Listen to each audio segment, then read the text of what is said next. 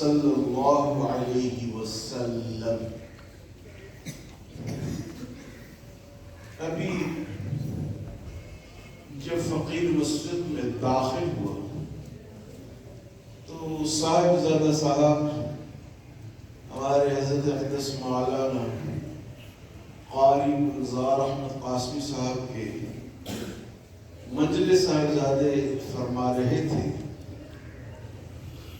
کہ حضرت قاری صاحب شیراوالا کے روحانی بیٹے تھے۔ یہ روحانی بیٹا کیا ہوتا ہے اور شیراوالا کیا ہوتا ہے؟ ابھی میں نے آپ کی خدمت میں ایک آیت کریمہ کا ٹکڑا پیش کیا۔ اللہ فرماتے ہیں لا یستوی، نہیں برابر ہو سکتے، اصحاب النار،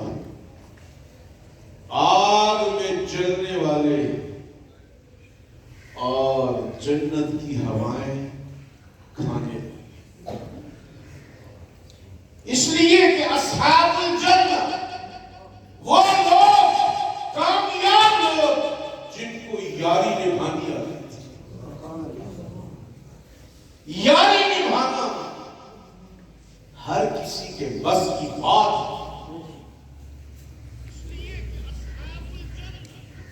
اس لیے کہ یاری نبھانا لوگ آسان سمجھتے ہیں۔ مسلمان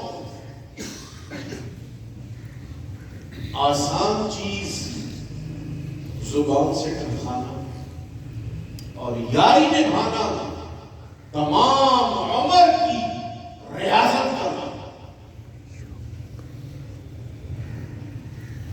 فارسی میں کہتے ہیں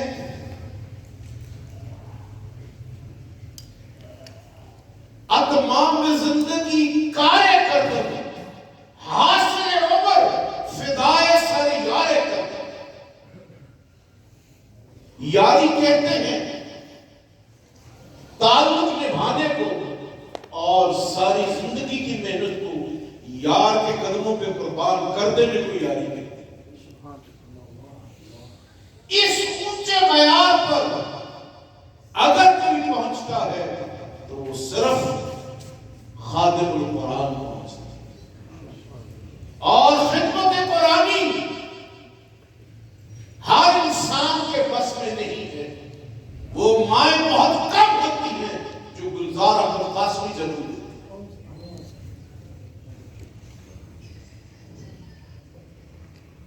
لوگوں کی کمائی، ساری عمر کی کمائی ایک مدرسہ ہوتی ہے، اور یہاں مدرسوں کی قطار ہے، اس لیے کہ وہ ہاتھ مولانا قاری گلزار احمد قاسمی کے لیے نصف شب کو اٹھتے تھے، جن کی پکار اللہ کبھی رد نہیں فرماتا۔ حضرت امام الہدی قطب العالم جانشین شیخ التفسیر حضرت مولانا محمد عبید اللہ رحمۃ اللہ علیہ کی دعائے ہائے نیم شبی مولانا قاری گلزار احمد قاسمی کی۔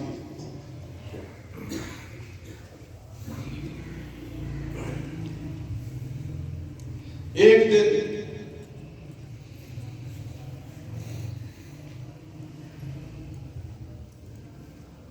گجرانوالے کے ریل بازار میں مجلس ذکر تھی، گرمیوں کے دن تھے۔ جب ہم واپس شیراوالا دروازہ لاہور پہنچے تو آذان فجر ہو رہی تھی۔ حضرت نے فرمایا کہ بڑا وقت لگ گیا۔ میں نے کہا کہ سڑک بڑی خراب تھی، اب تو اچھی ہے، اس زمانے میں لاہور گجرانوالے کی سڑک اچھی تھی۔ میں نے عرض کیا کہ راستے میں میں نے خواب دیکھا کہ چاند کا ٹکڑا اترا ہے اور قاری گلزار صاحب قاسمی کے گھر میں اترا ہے۔ حضرت نے فرمایا قاری صاحب آئیں گے تو بتانا، اللہ کو ایک بیٹا دے جو دین کا خاتم ہے۔ قاری صاحب تشریف لائے، میں نے کہا جی اللہ نے آپ کو بیٹا دیا۔ کہنے لگے بالکل امید ہے میرے گھر میں۔ میں نے کہا اس کا نام ہم نے جواد احمد ہے۔ میرے محترم دوست، میں آج یہ کرنا چاہتا ہوں کہ یاری نبھانا، تعلق نبھانا، یہ ہر کسی کے بس کی دوست وہ ہوتا ہے جس میں 4 خوبیاں ہوں۔ دوست وہ ہے جس میں 4 خوبیاں۔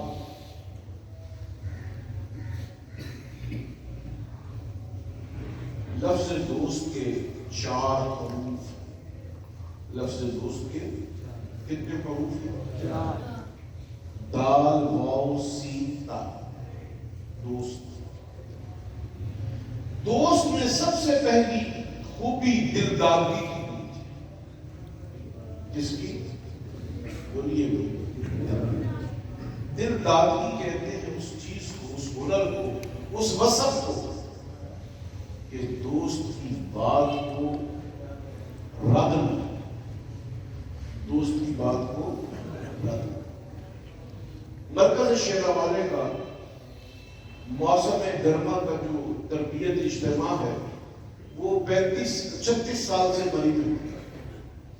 ان 36 سالوں میں مجھے نہیں یاد کہ مولانا قاری گلزار احمد قاسمی کو معلوم ہوا ہو کہ مری کا اجتماع شروع ہے اور وہ گجرانوالے میں بیٹھے ہیں۔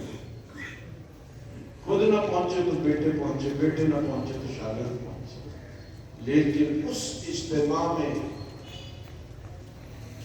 سب سے نمایاں شرکت اس دلدادگی والے گلزار احمد قاسمی۔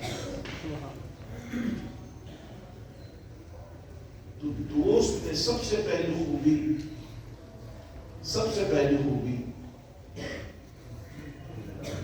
دلدادی۔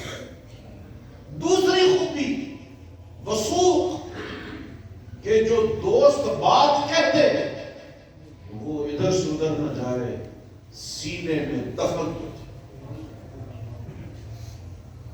اور دوست کی تیسری خوبی سچائی، وہ حق کا نمبردار ہے، وہ جھوٹ سے نفرت کرنا اور سچائی کی پاکیزگی کو اپنے من میں لے کر دوست کے فیض کو 4 دام عالم میں۔ اور یہ تیسری خوبی ہمارے محترم صاحب، ہمارے حضرت ممدوح میں بہت بدرجہ عدم موجود ہے۔ اور دوست کی چوتھی خوبی تذکیر، کیا ہے؟ تذکیر، یعنی وہ خوب ذکر کرنے والا اور آداب ذکر کو نبھانے والا۔ میرے محترم دوست، میں نے جو حضرت مولانا قاری گلزار احمد صاحب قاسمی جی رحمۃ اللہ تعالی علیہ کا ذکر کیا، اس اصل مقصد یہ ہے کہ ہم جان لیں کہ خدمت قرآن ڈاکٹر بھی کر سکتا ہے، خدمت قرآن دکاندار بھی کر سکتا ہے، خدمت قرآن ہر انسان کر سکتا ہے، بشرطے کہ دل میں عظمت قرآن پیوست ہو۔ قرآن پڑھنے کا نام نہیں، قرآن پڑھنے کا نام، قرآن پڑھنے کا نام، جیسے ہم انارگلی بازار سے گزر تھے 12 ربیع الاول کو، تو نوجوان کچھ آئے، انہوں نے کہا کہ 12 فات کا چندہ دے دیں۔ میں نے کہا 12 فات کا چندہ آپ کو کیوں دے دیں؟ کہنے لگے ایسی چنڈیاں لائیں گے۔ میں نے کہا بیٹا سیرت منانے کی چیز نہیں، اپنانے کی چیز، سیرت منانے کی چیز نہیں، اپنانے کی۔ خدمت قرآن صرف منانے کی چیز نہیں، اپنانے کی چیز۔ اور جس دوست میں یہ 4 خوبیاں موجود ہوں وہ خادم قرآن بدرجہ عطم ہے، اللہ اس کو نوازتے ہیں۔ آج سے 23 سال پہلے میں نے یہاں جمعہ پڑھا. اب تو ہر کسی کی جیب میں فون ہے, تب کسی کسی کے گھر میں فون ہوتا.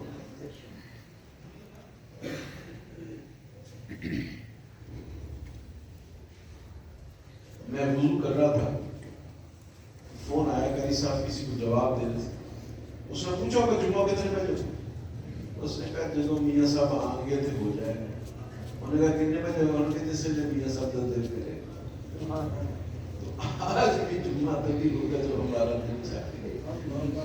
میرے محترم دوست, لب لباب اور محصل میری معروضات کا یہ ہے کہ خدمت قرآن کی توفیق اس کو ہوتی ہے جس کے دل میں عظمت مصطفیٰ کی توقیر, اور عظمت مصطفیٰ کی توقیر کثرت ذکر اللہ سے آتا.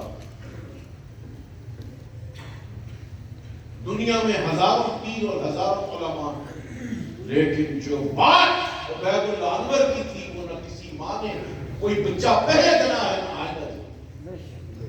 اس کی وجہ کثرت ذکر, اس لیے کہ قرآن مجید نے ایک بات باور کر دی, وَلَا ذِكْرُ اللَّهِ اکبر. کائنات کا سب سے بڑا کام اللہ کا ذکر. اور آقا نامدار محمد رسول اللہ صلی اللہ علیہ وآلہ وسلم کیا فرماتے ہیں؟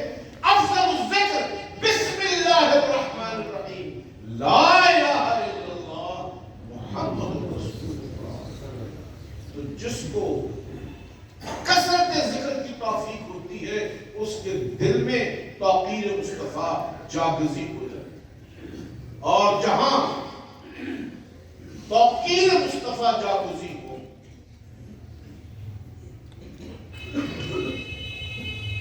اس کو خدمت قرآن کی توفیق.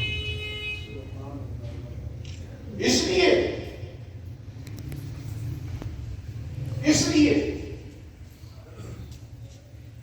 ہم دنیا میں سب سے افضل مہینہ رمضان کریم کو سمجھتے. سب سے افضل مہینہ رمضان کریم, اس لیے کہ رمضان میں الذی انزل فیہ القرآن, الذی انزل فیہ, اس میں قرآن نازل.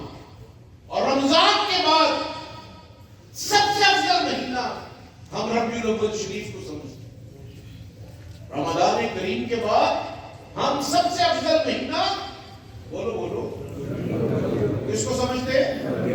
کس کو سمجھتے ہیں؟ کیوں کہ قرآن دو, قرآن ایک ما بین الدفتین, دو جلدوں کے درمیان الحمد سے لے کے والناس تک, اور دوسرا قرآن محمد کے بچپن سے آخر وقت تک جب آپ دنیا سے پردہ فرما.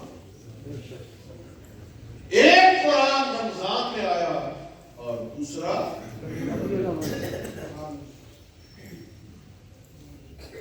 صاحب پنجاب میں ربیع الاول کے مہینے کو کہتے ہی 12 فات.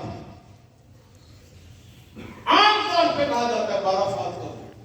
کیوں کہ حضور تشریف لائے 9 ربیع الاول کو. حضور دنیا میں تشریف لائے 9 ربیع الاول کو, اور 12 ربیع الاول کو حضور علیہ السلام نے دنیا سے پردہ. وہ لوگ جو 12 ربیع الاول کو جشن مناتے ہیں, میں ان سے کہتا ہوں اپنے محبوب کے جانے پر جو جشن مناتے ہیں ان کی عقل کا اللہ ہی حافظ.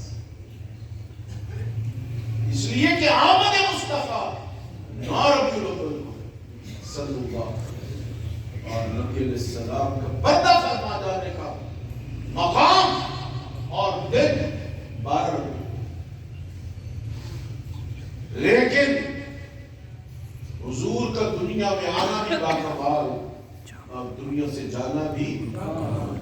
حضور کا دنیا میں, بولو بولو بھائی, آنا بھی, بولو, آنا بھی اور جانا بھی. کیوں؟ دنیا میں آدمی جب چلا جاتا ہے تو سب سے پہلے اس کی اولاد میں اس کا ترکہ تقسیم ہوتا. سب سے پہلے اس کی اولاد میں اس کا بولو. لیکن حضور علیہ السلام دنیا سے ایسے گئے جیسے آدمی ایک کمرے سے اٹھ کے دوسرے کمرے میں جاتا. اس لیے کہ اگر کوئی دنیا سے مر کے جائے تو اس کا جنازہ ہوتا ہے. دنیا سے کوئی مر کے جائے تو اس کا جنازہ ہوتا ہے. حضور علیہ السلام دنیا سے گئے ہی نہیں. حضور علیہ السلام دنیا سے گئے ہی نہیں. آپ دنیا میں موجود ہیں. اور اگر موت آقا نامدار علیہ السلام پر آ جاتی تو دنیا پوری کی پوری بے ایمان ہو جاتی. پوری دنیا بے ایمان ہو جاتی اگر حضور علیہ السلام وفات پا فرما چکے. اس لیے کہ جب ہم کلمہ پڑھتے ہیں لا الہ الا اللہ محمد رسول اللہ تو ہماری روح کا تعلق روح محمد سے ہو جاتا ہے. کس سے ہو جاتا ہے؟ اس لیے حضور علیہ السلام نے ویسے وفات نہیں پائی جیسے دنیا میں اور لوگ مرتے ہیں. اللہ فرماتے ہیں قرآن مجید میں اے میرے محبوب جو لوگ تجھ سے جدا ہے انک میت وانہم میتون. آپ کا دنیا سے جانا اور ہے اور دوسرے لوگوں کا دنیا سے جانا اور. عام آدمی دنیا سے جائے لوگ فرق پوچھتے ہیں جنازہ بدو. حضور علیہ السلام کا جنازہ وہی نہیں. اس لیے کہ آپ دنیا سے ویسے گئے نہیں. صحابہ کرام پوری دنیا سے جمع ہوتے گئے اور حجرہ عائشہ صدیقہ سلام اللہ علیہا میں درود و سلام کے ہدیے آقا نامدار علیہ السلام و تسلیم پر بھجواتے رہے.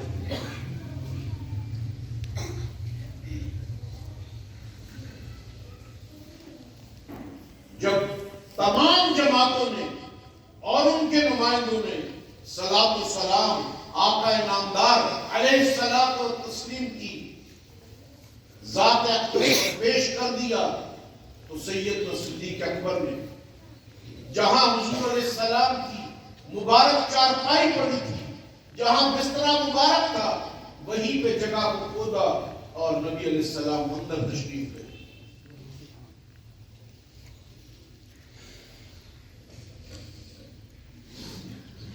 حضور علیہ الصلوۃ و تسلیم جیسے ہی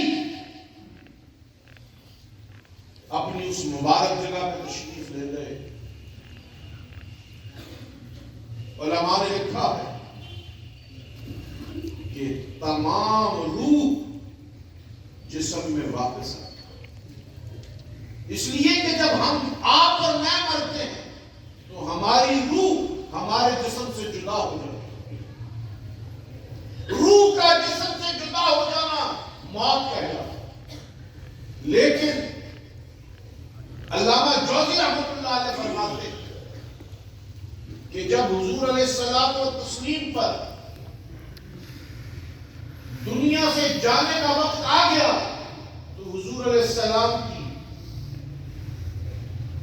مبارک پاؤں کے انگوٹھوں سے روح مبارک سرک میں شروع ہوئی اور سمٹتے سمٹتی مبارک گھٹنوں پہ جمع ہو گئی.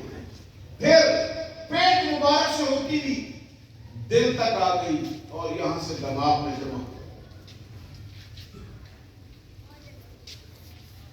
جب تمام روح مبارکہ جسم عقل سے سمٹ کر مبارک دماغ میں آ گئی سیدنا ابو بکر صدیق نے اعلان فرما دیا کہ حضور علیہ السلام دنیا سے تشریف لے گئے۔ اما فاطمہ نے کسی کے ہاتھ پیغام بھیجا کہ ایک باغ تھا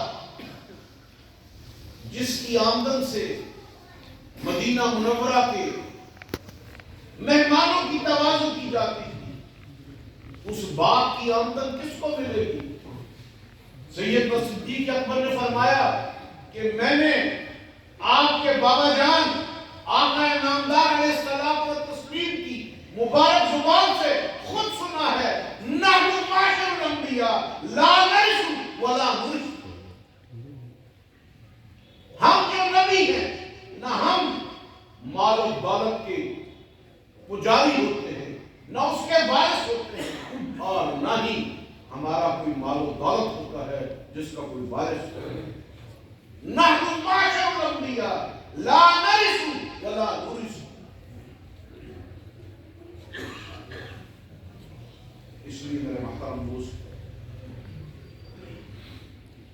حضور علیہ السلام و تسلیم جب دنیا سے گئے تو زندہ تھے، جیسے ہی آپ کا مبارک جسد قبر شریف میں رکھا گیا،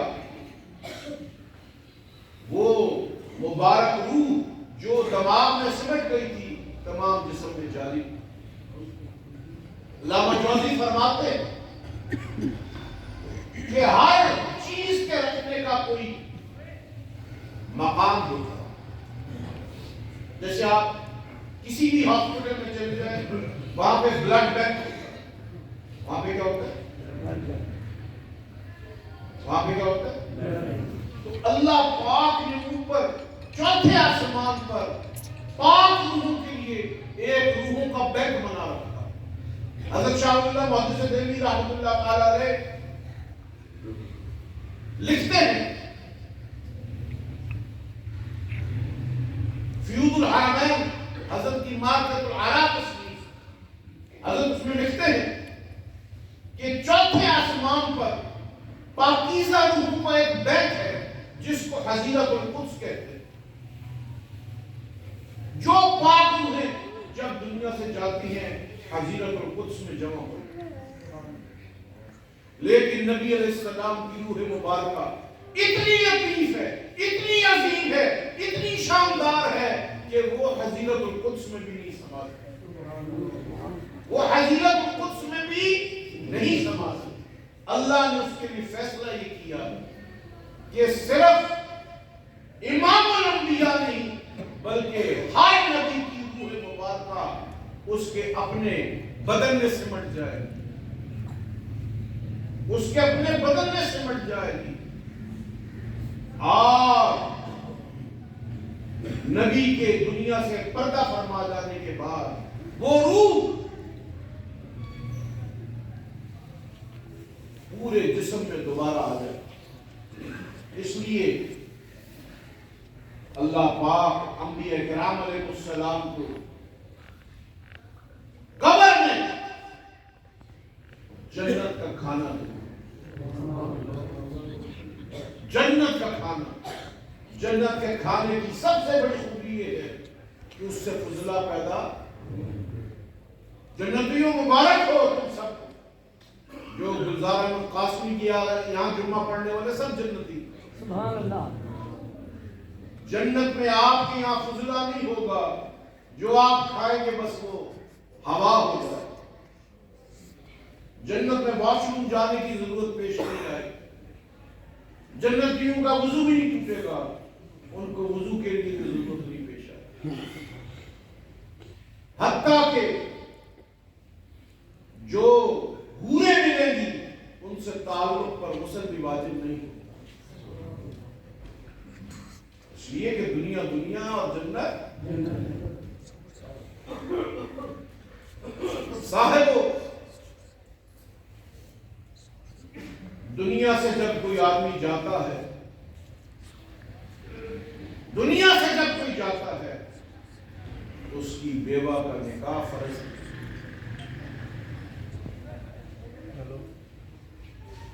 فرض کے درجے میں واجب، اس کی بیوہ کا نکاح فرض کے درجے میں، اگر وہ لائق نکاح، اگر وہ حضور علیہ السلام کیونکہ دنیا سے تشریف لے کے ہی نہیں گئے، اس لیے آپ کی تمام ازواج صحابہ نے ان پر بے بھی نہیں آئی۔ میرے محترم میرا وقت ختم ہوا۔ لب لباب اور محسن یہ ہے کہ مولانا قاری گلزار احمد قاسمی صاحب اللہ نے خدمت قرآن کے لیے جو چنا، تو ہر خادم قرآن کے پیچھے ایک ہاتھ اٹھانے والا ہوتا۔ پنجابی میں کہتے ہیں استادہ دے ہاتھ لڑ دے،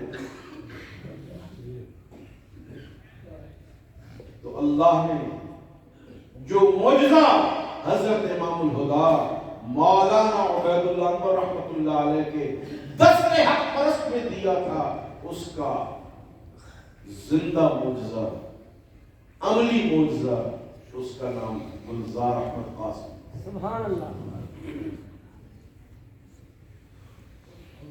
میرے محترم دوست، فقیر کی حاضری بھی یاری نبھانے کے لیے، اس لیے کہ دنیا میں اگر کسی نے دین کو سمجھا ہے تو اس کا نام صدیق اکبر ہے، اس کا نام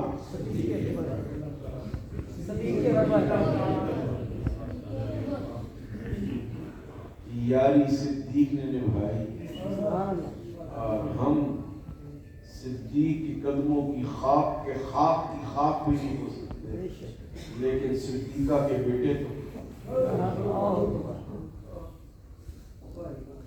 اور یہ صدیقہ کے قدموں سے ایک ہی چیز ہم نے سیکھی ہے، یاری نبھاؤ اور یاری چلاؤ۔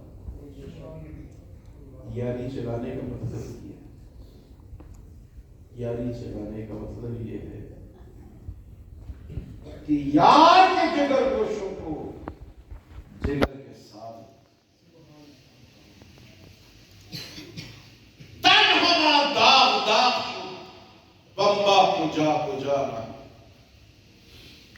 جب یار چلا جاتا ہے تو دل کے ہر پہلو پہ زخم لگتا ہے، لیکن یار کی لائق اولاد اگر ہو تو وہ پھایا بن جاتا ہے۔ اللہ ان تینوں شہزادوں کو قرآن کا خادم بنا کے سلامت رکھے، آمین، اور ان کی وحدت کو اللہ اور بھی نصیب فرمائے، آمین۔ میرے محترم دوست، آج دنیا میں پاکستان بڑھنے کی بجائے، ترقی کرنے کی بجائے زوال پذیر، اس کی وجہ قرآن پر ایمان ہے، قرآن پر عمل، قرآن پر ایمان ہے۔ آئیے دعا کرتے ہیں، یا اللہ ہمیں خادم قرآن، آمین، یا اللہ قرآن کا خادم بنا، آمین، یا اللہ ہر رمضان میں ہمیں ایسی نعمتیں عطا فرما کہ یا اللہ رمضان کے جانے کے بعد ہم سے جدا نہ، میرے اللہ ہمارے حضرت قاری صاحب رحمۃ اللہ علیہ کے درجات ویسے ہی بلند فرما جیسے تم نے جانشین شیخ التفسیر امام الہدیٰ قطب العالم حضرت مولانا عبید اللہ انور رحمۃ اللہ علیہ کی ہدایت فرمائے۔